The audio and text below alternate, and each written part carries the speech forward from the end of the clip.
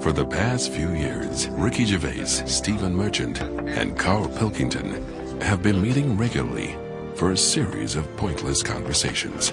This is one of them. Testing. Is that all right? Hello and welcome to the Ricky Gervais Show with me, Ricky Gervais, Stephen Merchant. Hello. And the little round-headed buffoon that is Karl Pilkington. All right.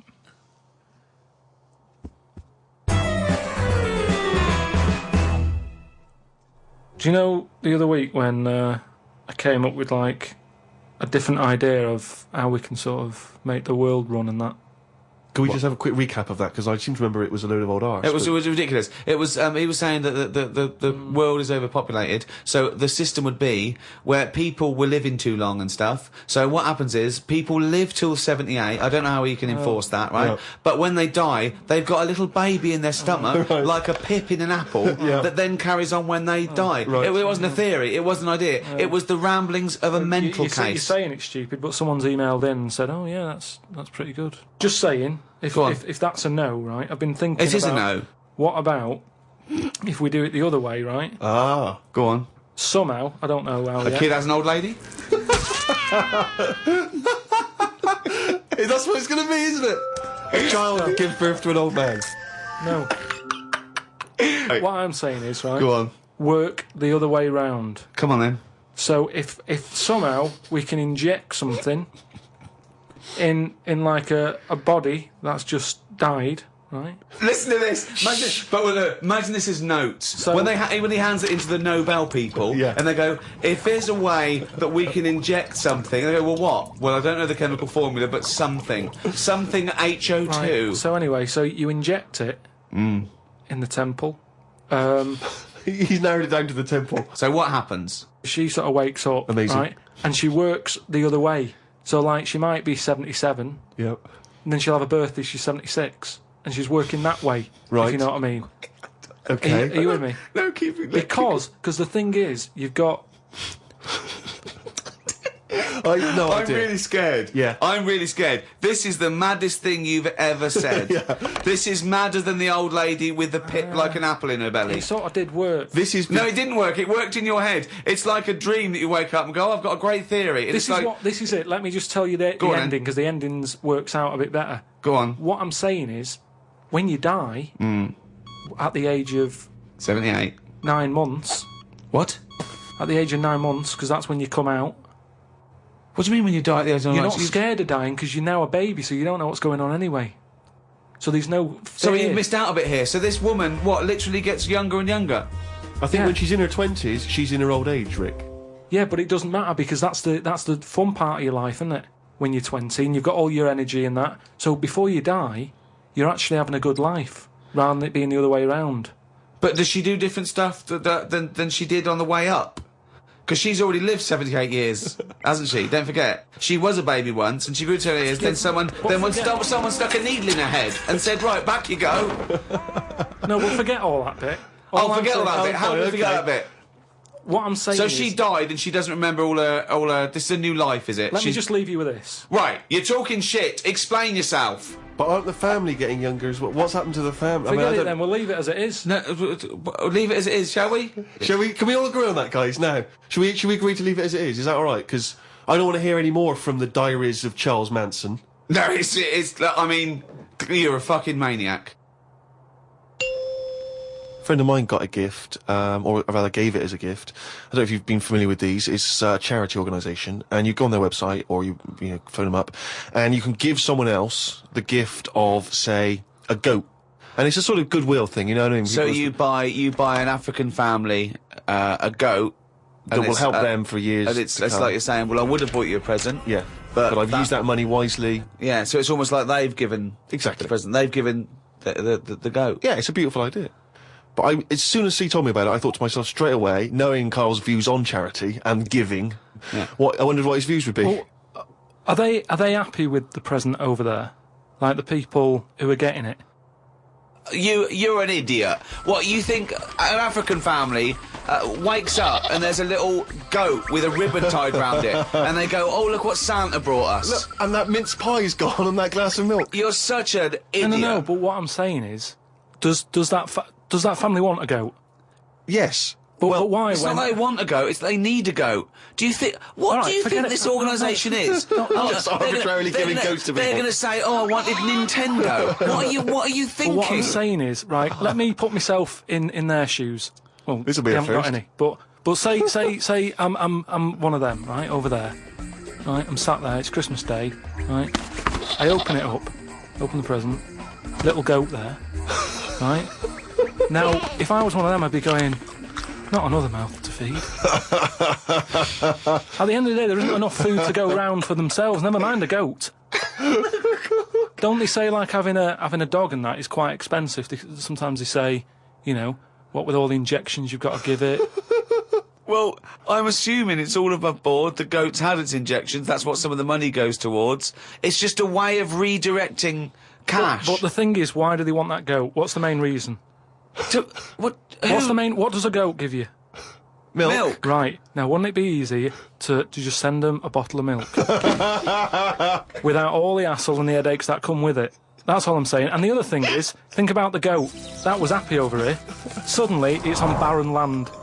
No grass. I'm gonna burst! What do you mean? You didn't send a goat from here. I'm saying, who's happy at the end of this, right? You've got a fella who hasn't got a present over here because the mate bought him a goat, right? So yeah, let's do this properly. So there's a tick. He's not happy, right? Then you've got the person who's opened it, who, like you said, wanted something else, right? It's a goat. They go, who's going to look after this, right? So tick, they're not happy, and then you've got the goat going, what am I doing here?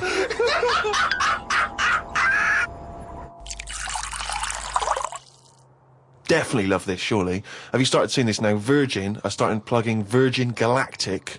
I think it's something like 200,000 quid, and you'll get a chance to go in a space shuttle into space. Karl, thoughts?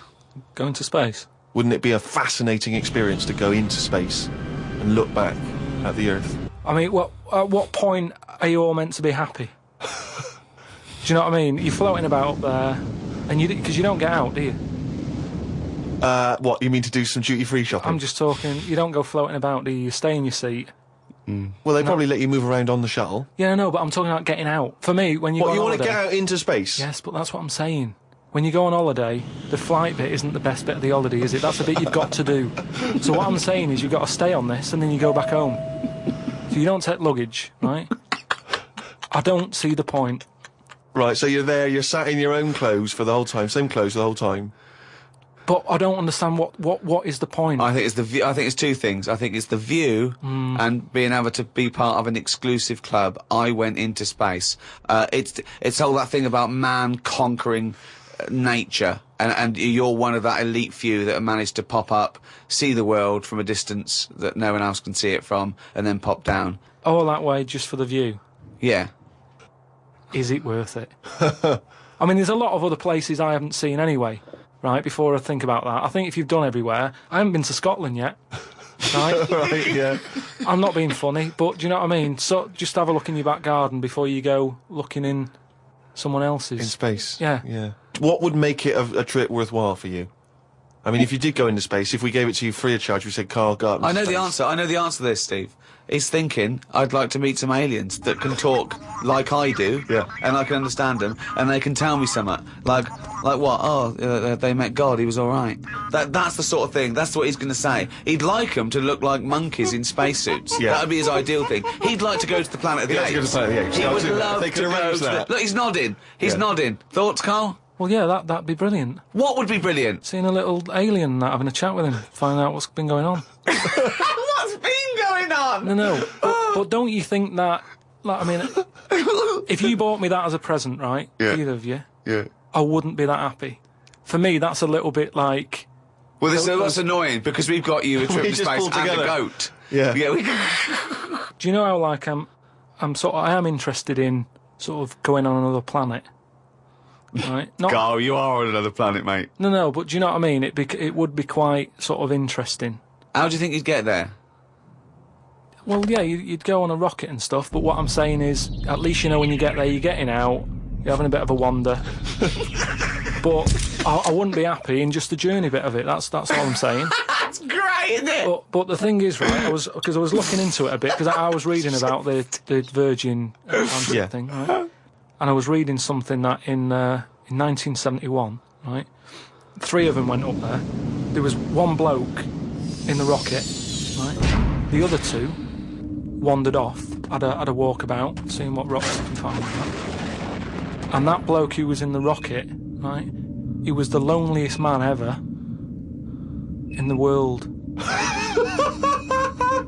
don't know what to do. What that was. I don't know what to do. I don't know if that's some sort of profound poetry or I don't. Do you know what I think he's trying to say? He's trying to say he was, by definition, a human furthest away from all other human contact. Yeah, that's what I said. Yeah, okay. No, you said loneliest. Loneliest evokes an emotion. Yeah. But it's like he started crying and writing poetry and listening to Morrissey records. But what I was thinking is, do you think when he got up in the morning, he still bothered to put his clothes on? That's the first thing that came into your mind. No, when just you because pictured him I in always, there. at the end of the day, even if, like, my girlfriend Suzanne's out at work and that, I'm not happy walking about with everything out, because you never know what's going to happen. I just mean, you never know if someone's going to turn up. No, I don't like what I don't like. No, I always pop some pants on or a towel, even if I'm alone. Not always. Because I've knocked on your door when you've been stood there with. No, he's taking his trousers off. I did it especially, knowing that you were there. I've done it especially to annoy you. Oh, right. Yeah, so. But do you know what I mean? Do you think he was walking about the rocket with his tackle out, or did he go, well, no one's watching here? Do you reckon it floats up or down? Well, if you are the man who was up in a space rocket and was for a short period the loneliest man in the world, we'd love to hear from you. We'd love to hear what you did with your time, how lonely you felt, and also did you float around with your cock and balls out? Karl, if you could have a superpower like Superman, what would your superpower be? Can I suggest consciousness? Yeah. Can I have the power of thought? Remember, you've already got opposable thumbs. So cross that one off the list. Oh, go on, Karl. Now, there's so many to choose from. Telepathy, X-ray vision. Flight, invisibility. Choose it wisely. Strength, intelligence. But why have I been picked? Oh, for God's sake! No, but I'm just saying. It's Rob's question for you. But I'd just say, does anyone else want this? Or, do you know what I mean? Oh, what do you wish you could do that's impossible is the question. What? What do you mean? Because with that comes a responsibility. Is what With I'm saying. enormous power does come great responsibility. So, would you like Spidey senses? Is that what you're saying? Come on, Karl, you know what these superheroes, because they can. I know, but it always freeze things. They're never happy, are they? Do you know what I mean? Spider-Man that wanted to tell that girl that he could climb walls and that. He's like, I can't. Superman never told Lewis and that. Who's Lewis? Who's Lewis? Who's Lewis? Yeah. It's just a pen pal of Superman's. Lewis! His little secret chum! Yeah! Alright, Superman. Hello, Lewis. What are you doing? Superman. Who are you? I can't tell you, Lewis. Brilliant. Hulk. He wasn't happy. Hulk, he wasn't happy. It's true. He's got a theme. He has got a theme. There's not many happy superheroes, are there? Leaving aside the superheroes you're already aware of, what superpower would you want? You don't have to fight crime with it, Karl. Let me remind you of some of the other things. Invisibility. All the time, though, or can I sort of turn that on and off? Let's say you could turn it on and off. Would that interest you? Yeah. I'll have that. Right. Okay, and what would you do with this power of invisibility? Just sort of wander about and that, just not get seen. It's a brilliant power! It's a brilliant... And it's put to such brilliant use. It's brilliant, well done! And why would you want to walk around and not be seen in that? What would you gain from that? Don't know, you could sort of go in shops when they're shut, so you don't have to go. How would you get in? Just get in just before they lock up. Oh yeah. How would you get out? Wait till the morning.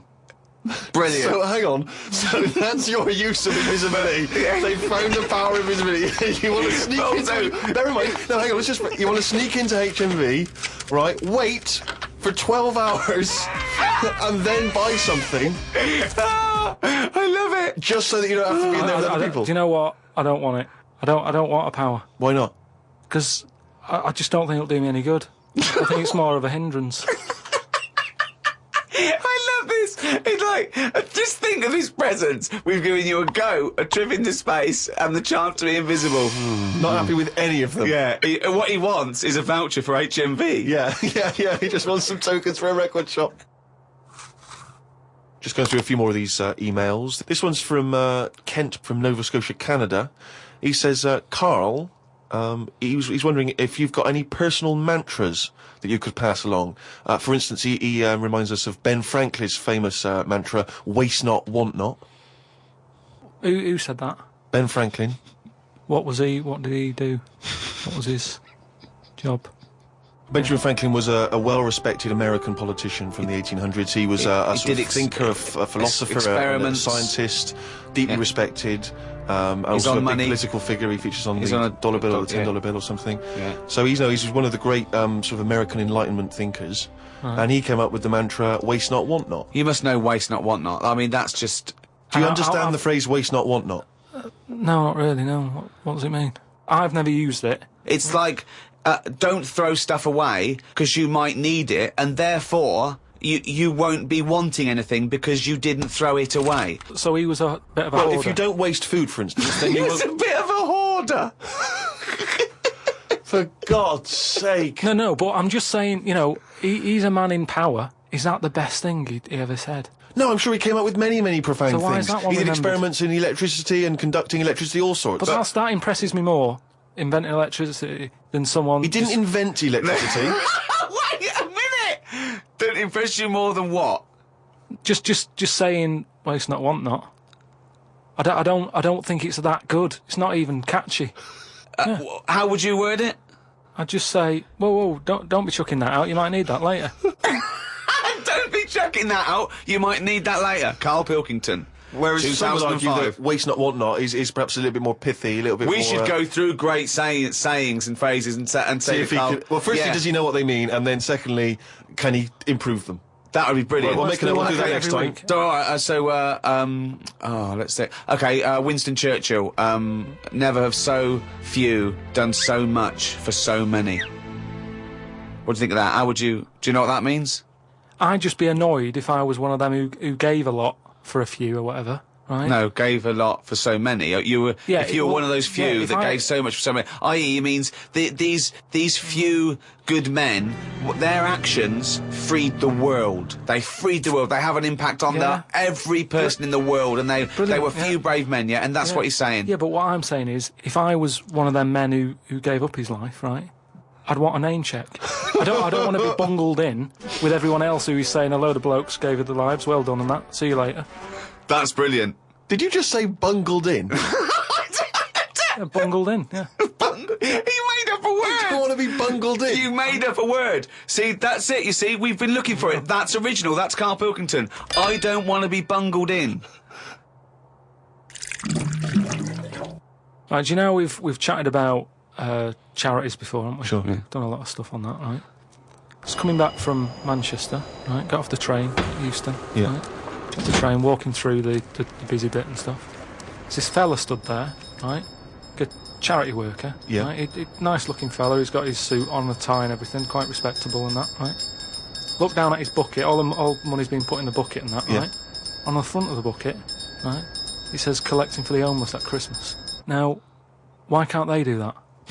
What, the homeless? The homeless people. Why is some fella taking his time out, right? His own time where he could be at home. Why?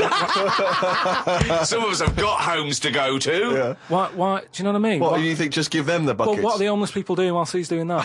Is what I'm saying. What have they got on the timetable? Cut out the middleman. Cut out the middleman. What would prevent a homeless person and an entrepreneurial or homeless person just getting a bucket and writing that on there themselves? Could I suggest something?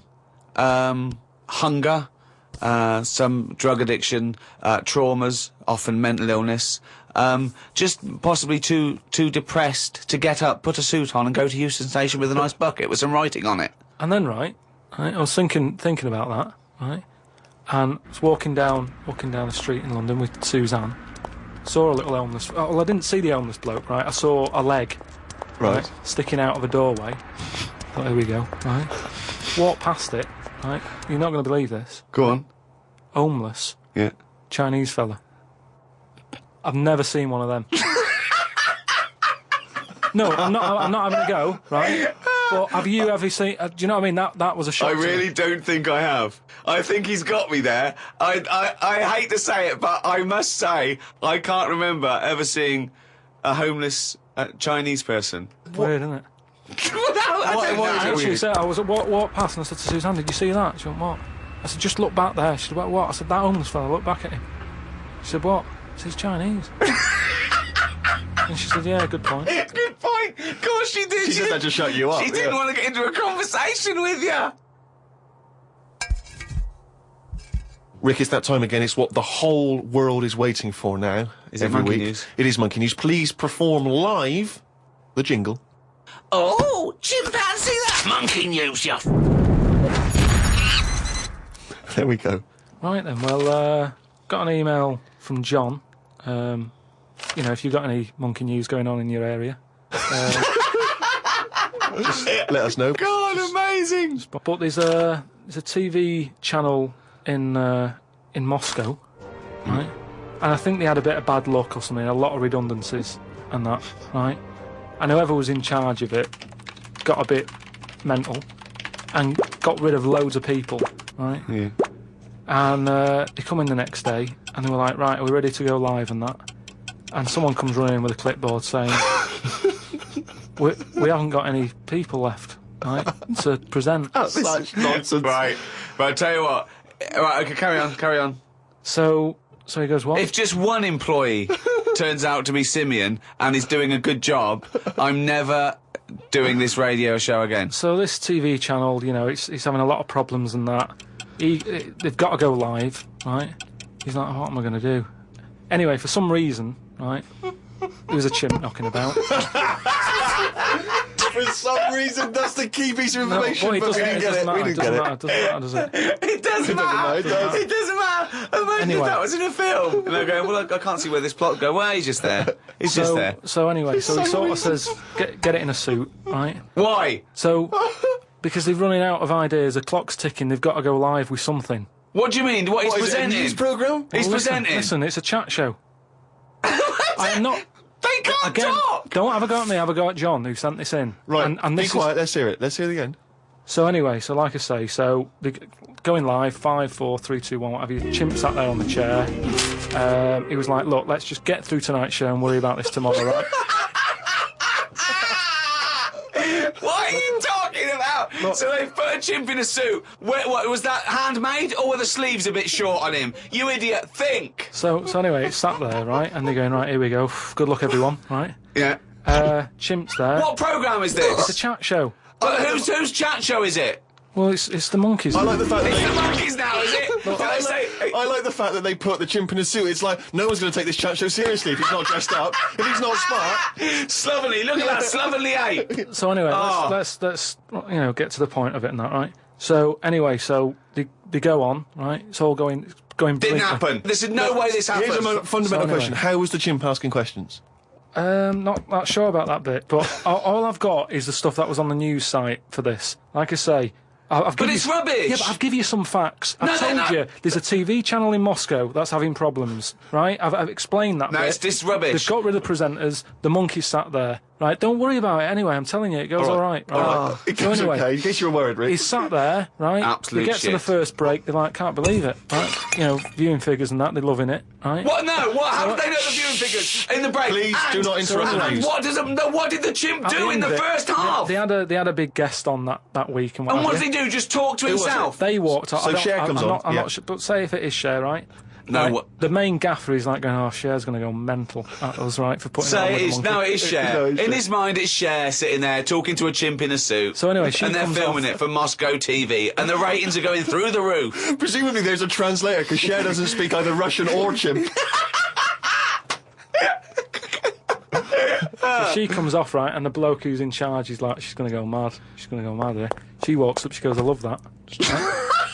said that's one of the best interviews, right? So anyway, they decided, right, it went so well, kept him on. He's still there. I love the fact that Cher was an idea that Steve threw up, and now she's going. I love that. I love that. I love that. Jim, get me back there. I want to go to Moscow. Never mind. Unbelievable. Don't have a go at me, have a go at John, but, you know, if you've got any monkey news, send it in.